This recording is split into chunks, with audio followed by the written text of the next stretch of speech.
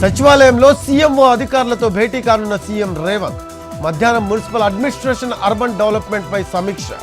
సాయంత్రం పలువురు retired IAS అధికారులతో భేటీ.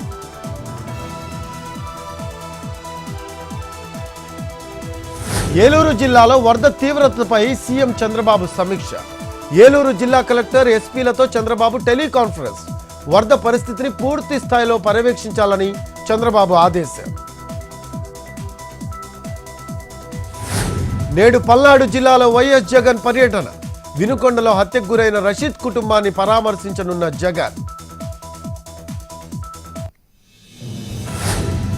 తిరుమలలోని కౌస్తుభం విశ్రాంతి భవనం సమీపంలో ఫుడ్ సేఫ్టీ తనిఖీలు.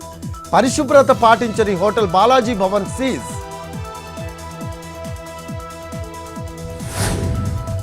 పోలవరం ప్రాజెక్టు దగ్గర భారీగా పెరుగుతున్న నీటి మట్టం. స్పిల్వే దగ్గర 29 మీటర్లు దాటిన గోదావరి వరద ప్రవాహం. ఎగువ ప్రాంతాల్లో కురుస్తున్న వర్షాలతో నీటి మట్టం మరింత పెరిగే అవకాశం.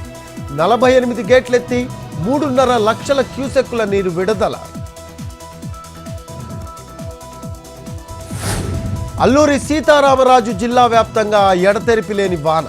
విఆర్పురం మండలం శ్రీరామగిరి గ్రామంలో ఇళ్లలోకి చేరిన వర్షం నీరు.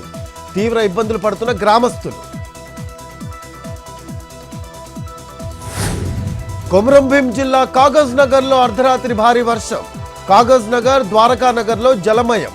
లోతట్టు ప్రాంతాల్లోని ఇళ్లలోకి ప్రవేశించిన వర్షపు నీరు. ఉత్తరప్రదేశ్ రైలు ప్రమాద ఘటనలో పెరిగిన మృతుల సంఖ్య. పట్టాలు తప్పిన చండీగఢ్ డిబ్రూగఢ్ ఎక్స్ప్రెస్. బోగీలను పట్టాల నుంచి తొలగిస్తున్న అధికారులు. 3 మృతి, పలువురికి గాయాలు. స్వల్పంగా తగ్గిన బంగారం, వెండి ధరలు. 24 క్యారెట్ల 10 గ్రాముల పసిడి 74,830. 22 క్యారెట్ల 10 గ్రాముల పుత్తడి 68,590.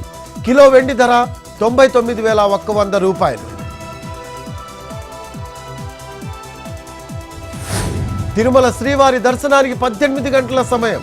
వైకుంఠం క్యూ కాంప్లెక్స్ నిండిపోయి వెలుపల వేచి ఉన్న భక్తులు. నిన్న స్వామివారి హుండీ ఆదాయం 4,66,00,000.